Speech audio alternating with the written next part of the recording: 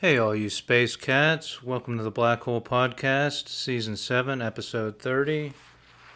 I'm your host, Mitch Miller. I am the most neutral person in the world, the most transparent presidential candidate in the United States, and I'm a free market entrepreneur. So this is my first podcast since the assassination attempt on former President Trump. I record these podcasts 2 weeks in advance, so if you were wondering why I didn't have a reaction as a presidential candidate, that's why. I want to condemn the act of political violence against former President Trump. My thoughts and condolences are with the victims of this tragedy. Look, the political process has to change, and I've proposed many ways for this to happen. It's specifically why I proposed the Periscope platform. This is a platform where elected officials can put topics up for vote by their constituents. They can host a podcast of their day-to-day activities. And they can publish their schedule, including a detailed description of who they met with, including lobbyists. It brings transparency to the government. And you can't criticize other governments for being corrupt if you're not willing to adopt anti-corruption measures yourself in the United States. So I want to challenge President Biden and President Trump to remove all political ads from television, radio, and the internet. Any political ads they sponsored or developed or produced.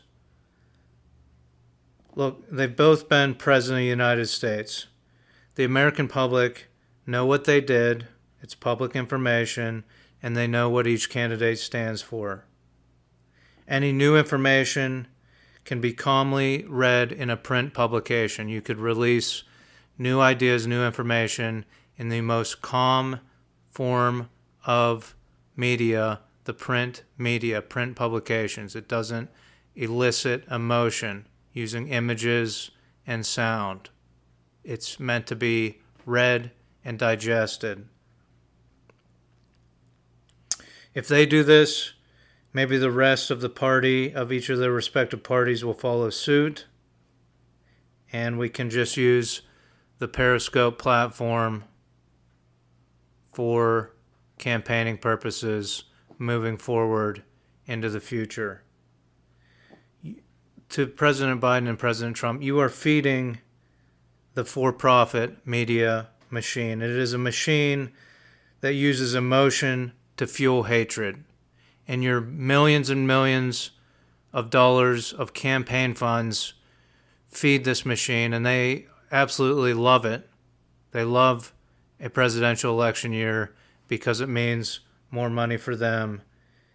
So if you really don't agree with the media, don't feed the machine. We have the technology. We don't need attack ads and rallies. Give the American people facts, information, and ideas. I would like to challenge President Biden and President Trump to narrow their campaigns down to a simple podcast with their ideas for the government and the nation. And I realize they have advisors that could write these ideas up. They don't even have to put their own voice down on the podcast. It could just be their official podcast. But I encourage them to narrow it down to a simple podcast and stop this insanity that drives people to extreme measures because of emotion and hatred fueled by their campaign dollars. Now, if you remember, I challenged millionaires and billionaires to take an intelligence test designed by me and a team of professionals. But these millionaires and billionaires are too cowardly to call me and accept my challenge or counter with a challenge to a duel. And they are too cowardly to fund my campaign. So moving on, I talked on the last episode about lifetime financial monitoring for elected officials. And it's simple, right? We don't want police and federal agents taking kickbacks and favors from rich people to tell them how to enforce the law, right? We can generally agree that we don't want that. Maybe a police officer has a hot dog stand for a little extra money, or a tavern. That makes sense.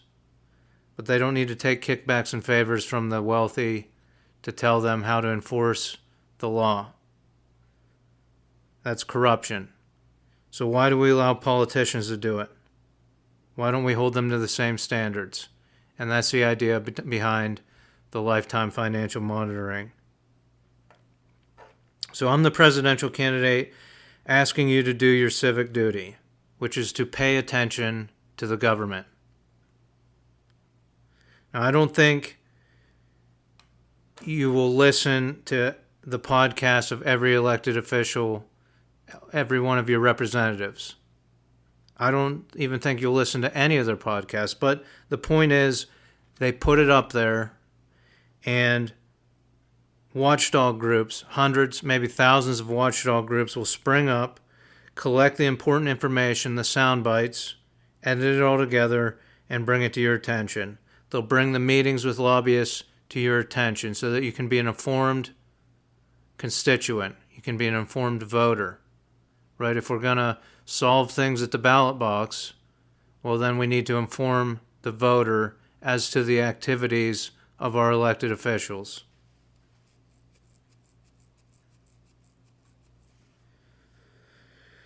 Okay, I want to talk about the media. It's been a topic of mine throughout this podcast. I brought up in the last season a section of the Constitution. I want to re-examine this section of the Constitution. It's Section 5 of the United States Constitution. Specifically, it says, each house, meaning the House of Representatives and the Senate, each house shall keep a journal of its proceedings and from time to time publish the same. Now, I believe this is a provision in the Constitution for state media. Now, hear me out. I know you start talking about state media. Just hear me out to the end of this, please. The Founding Fathers wrote specific words, time to time. So at the time it was print media. You might publish that week to week, month to month, but it's time to time. I believe they knew that the media was going to evolve. And that's why they used the word time to time, because media evolved so that you could bring media minute to minute and second to second. And I believe that there was supposed to be second to second coverage of the two houses of Congress. There should have been a newspaper founded way back in the day, one newspaper out of hundreds of newspapers across the United States. There should have been a radio station out of hundreds of radio stations that was owned by the government. Think about how many illiterate people in this country you could have brought into the political process if you would have founded a radio station. There should have been a film studio out of the 5 or 6 film studios owned by the government, and there should have been a television studio out of the hundreds of television studios owned by the government. Now, the closest we have is C-SPAN, C-SPAN 2, C-SPAN 3. These are 3 channels. They are a partnership of our private media companies to cover the 2 houses of government, the Senate and the House of Representatives. And they are the bare minimum of what they could do, right? They just show real-time coverage of these 2 houses. It's not free. C-SPAN is not free. You have to pay extra on your cable package for C-SPAN and C-SPAN 2, at least C-SPAN 2. Your basic cable might come with C-SPAN. It should be free. You should be able to watch the government for free, and I've expressed this before. Keep tabs on the government for free. Now, if you think about it, state media, the United States with a state media outlet, can be a way to correct communist nations and their state media outlets, right? Instead of it being a propaganda, a mouthpiece for the government, a way to manipulate the population to agree with the government at all times, we can put right into a charter for a United States state-run media that it must be critical of the government from a neutral standpoint, that this state-run media department cannot become larger than the largest private media company, right? There's 3 large media conglomerates in the United States. The scope and budget of the state-run media cannot become larger than the largest media company in the United States. And most importantly, this state-run media must grant equal time to all political parties and groups.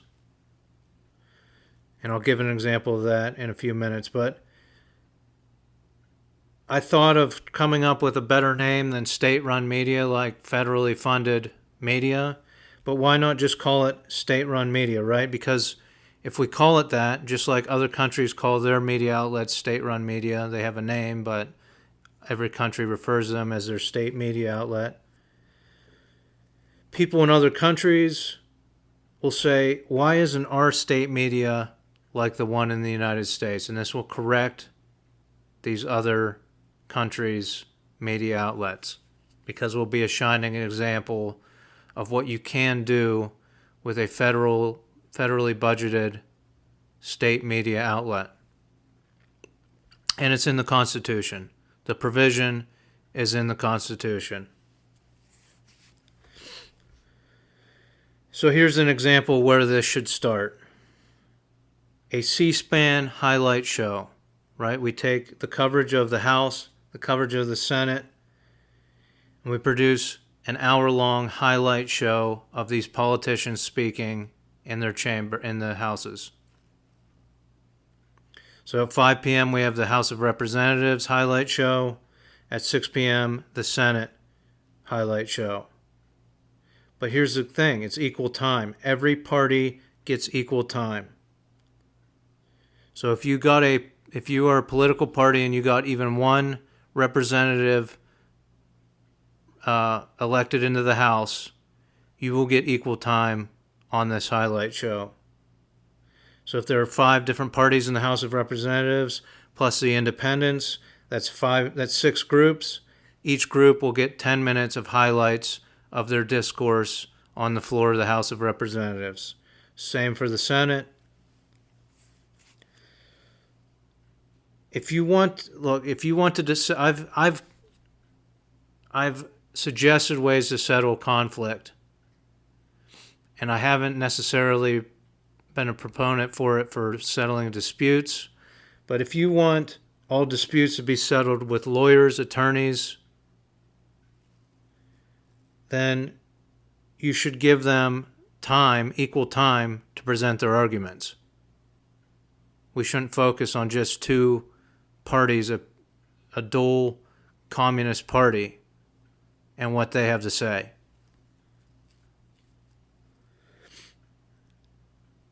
If a party gets someone elected into a house, they should get equal time.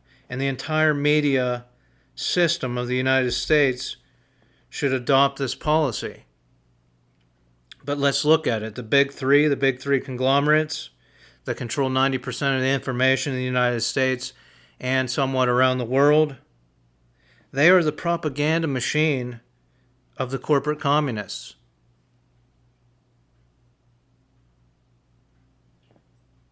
We live in a majority rule government. But the media is supposed to correct this by giving equal time to the small parties and groups. That's a democracy. You have a majority rule, but you're presented with facts and arguments from all different facets of society equally.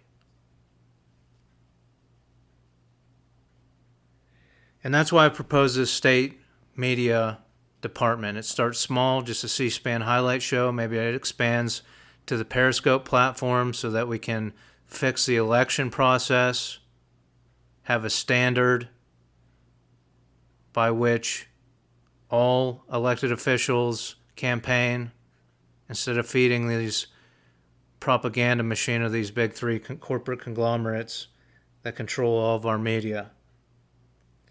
So I think we must correct the big three media conglomerates with a federally funded media department. That's my suggestion. I believe it's in the Constitution, and not the Bill of Rights, but the actual written into the Constitution. And let's just consider it. Again, this could be a way for other countries where their entire media is controlled by the government. We can be an example. Look, here's how a neutral media, fact-based media is produced on a government budget. This is what they do. It'll be focused on the two houses of the Congress, and it would be up to vote by the public if we expanded into any other type of media strategies, right? So,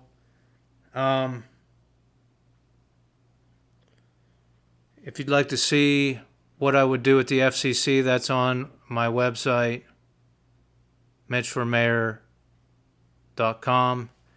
Thanks for listening, and until next time, I wish you peace, prosperity, and homeostasis.